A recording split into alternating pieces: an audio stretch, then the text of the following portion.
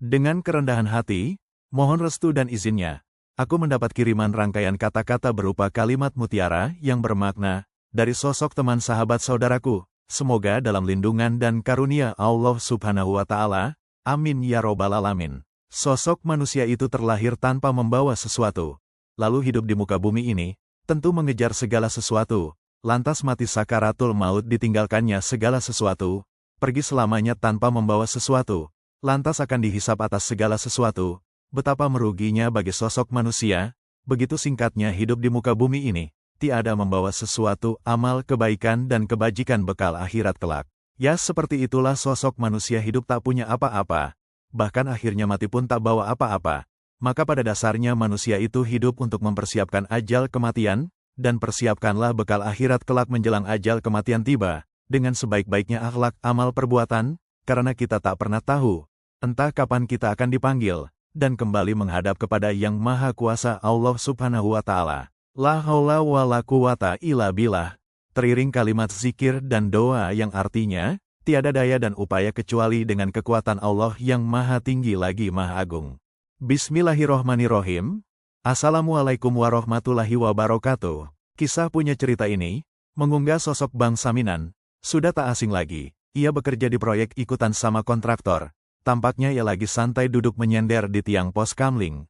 Lengannya lagi pegang HP scroll nonton TikTok apakah nonton YouTube, tentu yang tahu Abang Saminan sendiri, sambil menghela napas panjang, sendirian, ia baru pulang dari masjid sehabis sholat Isya, lalu singgah di pos ronda, seketika datang Nasihin bareng Burhan dengan teman yang lainnya. Nampaknya suasana pos kamling semakin hangat, ramai seru pada ngobrol mereka bercakapan. Tiba-tiba Nasihin sobat akrabnya Saminan, menyapanya. Widih, lagi nonton apaan lu Nan? Serius banget lu? Nonton YouTube apa nonton TikTok? Tanya Nasihin, seketika Saminan menjawabnya. Duh, ini lagi seru-serunya Nas. Netizen di YouTube pada komen, warganet pemilih waktu pilkada, menagih janjinya sama kepala daerah terpilih. Janji-janji manis waktu kampanye, warga pemilih meminta bukti, tapi seru juga sih, ujar Saminan, seketika Burhan ikut komentar. Iya benar bang. Itu warganet lagi ramai mengkritisi. Bukti nyata 100 hari kerja kepala daerah terpilih. Mana bukti kerja nyatanya? Ujar Burhan, lantas Nasihin ikut komentar. Ya, kalau gua nonton YouTube semalam, itu sanjungan dukungan buat Bapak Aing KDM luar biasa. Lagian KDM kerja nyatanya bagus. Kerja keras menyentuh sama warga, mau turun ke lapangan, lantas ketemu langsung sama warga dan masyarakat, hasilnya bisa dirasakan oleh warga masyarakat. Tapi nggak kurang juga sih. Ada saja yang pro kontra, itu terpahan kritikan sama KDM. Ada pula dari lawan politiknya, beneran seru. Ya, namanya percaturan politik, tapi bagi gua sih ngedukung pemimpin yang amanah, jujur, adil mau turun ke masyarakat lalu mengurusnya, tulus ikhlas membantunya, mewujudkan warga masyarakat dengan adil makmur dan sejahtera. Ini harapannya dari aku, warga biasa yang masih awam, kagak paham politik Nan, begitu pesan Nasihin. Lantas Saminan tak tinggal diam, lalu ia berujar. Waduh, boleh juga tuh komennya Nasihin. Mantap Nas, beneran hebat lu. Lagian warga masyarakat pemilih semacam gua ini.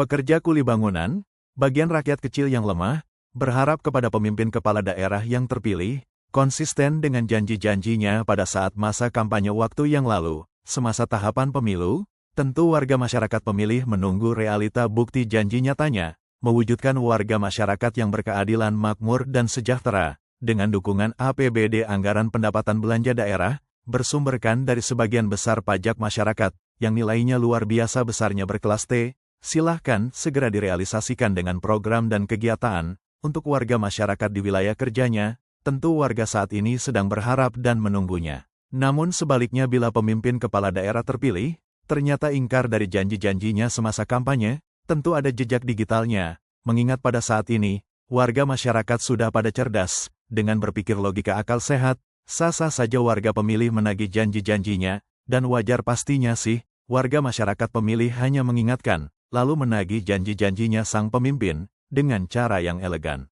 Tentunya ada yang menagih janjinya via media sosial yang terpublikasikan mendunia, sungguh luar biasa media sosial konten YouTube, ditonton dan disaksikan jutaan insan umat manusia, di antara warganet saling bergantian, menagih mana janji-janjimu, Wahai pimpinan kepala daerah terpilih, semasa waktu kampanye pada saat tahapan pemilu. Betapa malunya apabila mengingkari dari janji-janji manisnya, yang pernah dilontarkan, diucapkan, bahkan diikrarkan pada saat masa kampanye, hingga kini begitu mudah diingat, dengan rekam jejak digital yang tak mudah punah. Tentunya aku selaku warga pemilih, mohon maaf bukan untuk menggurui, hanya keluh kesah curhatan, dan berharap pada pemimpin kepala daerah terpilih, segera berbenah lalu berkomitmen realisasikan janji-janji manisnya, kerahkan bersama para anak buah jajarannya, dengan strategi turun tangan langsung ke lapangan, bersilaturahim dengan warga masyarakat yang sudah menantinya, dengan membawa program kerja kegiatan pembangunan yang dijanjikan, tunjukkan bukti kerja nyatanya, dalam mewujudkan tuntutan aspirasi dari lapisan warga masyarakat, dengan berkeadilan, makmur dan sejahtera, pada setiap bidang dan semua sektor, yang pernah dijanjikan. Tapi bukan lagi janji, kali ini dengan membawa bukti nyata.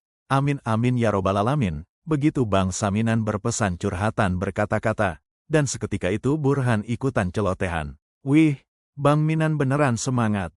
Aku ini sebelumnya minta maaf, Bang. Semoga saja tidak ada sih.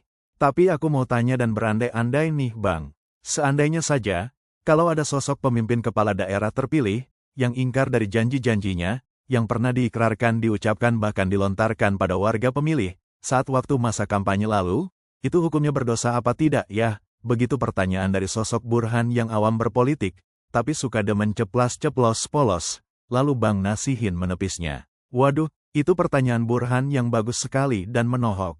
Boleh tanya deh, sama netizen warganet yang setia, atau sekalian tanya sama Pak Ustadz, biar afdol, bagaimana itu hukumnya? Begitu kata Bang Nasihin berujar. Lantas teriring seraya Bang Saminan berlanjut cerita. Hei Burhan, pertanyaan lu itu, bikin gua teringat pilkada 5 tahun silam yang lalu. Sewaktu gua kerja di proyek jalan perkotaan, ada sosok anak muda bercerita, itu dia terjebak terperangkap tipu daya, hampir berputus asa, alih-alih infonya terindikasi dia frustasi.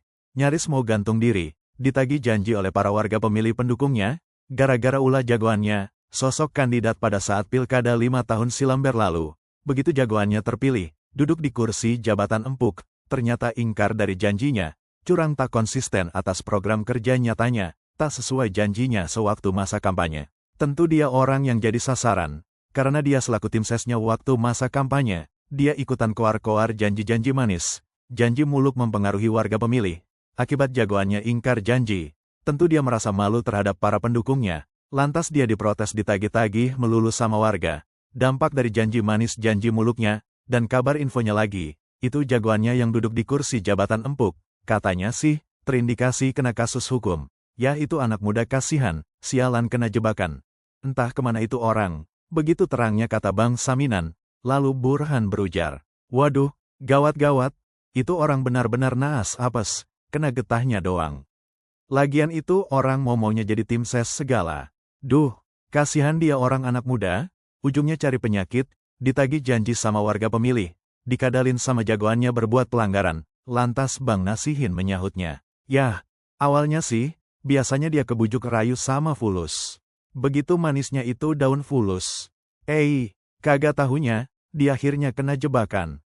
Makanya kalau entar ke depan, mau ngedukung calon pemimpin, pilih-pilih orang dulu, selektif cari yang jujur, amanah, tablik dan fatonah, cerdas biar kita kagak dikibulin. Pesan saran dari Bang Nasihin, lantas seketika Bang Saminan menerawang nggak karuan, seraya duduk selonjoran, sambil bengong berbayang, lalu bercerita. Memperhatikan drama kehidupan, beraneka macam ragam sikap tingkah perilaku semasa kampanye, dengan janji-janji manisnya, hingga tiba waktunya penyelenggaraan pemilu, begitu terpilih, lalu diundangnya pada acara sakral pelantikan, dengan mengucap janji sumpahnya, lantas duduk di atas kursi jabatan empuk, sudah pasti dan tentu warga masyarakat yang memilihnya, menunggu dan menantinya, realisasi bukti nyata kerja-kerja dan bukan janji lagi, janji lagi, janji lagi. Apalagi saat ini begitu mudah dan gampangnya warga masyarakat pada cerdas, mengawasi di era digital transparansi, lalu mengkritisi via media sosial dengan konten-kontennya, bila kedapatan pemimpin yang lamban, lalai dalam bekerja, apalagi ada yang berperilaku hedon, tentu warganet tidak tinggal diam. Dengan tayangan sindiran halus kontennya dibikin malu, menuntut dengan lelucon celotehan yang miris ironi, dibuat bahan ketawaan, seiring dengan komennya, yang menggelitik bikin geli gerah bagi pemimpin, pejabat dan jajarannya, yang kinerja, lamban lalai buruk tercela, tak sungguh-sungguh. Bagi para pemimpin kepala daerah dan tentunya para pejabat, kali ini sudah saat dan waktunya memberikan pelayanan yang terbaik pada publik. Hindari mempersulit dan tanamkan mempermudah pelayanan bagi publik. Warga yang memilih sewaktu pemilu lalu, tentu berharap mendambakan sosok pemimpin yang jujur, adil, dan amanah. Kali ini publik sudah pada cerdas, cerdik dan pintar, menilai dan mengevaluasi kinerja, dan kagak mau dibohongi lagi. Konsekuensinya, apabila kepala daerah maupun kepala desa ingkar dari janji-janjinya semasa kampanye terhadap warga masyarakat pemilihnya, tentu bagi kepala daerah maupun kepala desa terpilih, konsekuensinya siap dan sanggup menerima dosanya dari warga seluas wilayah kerjanya.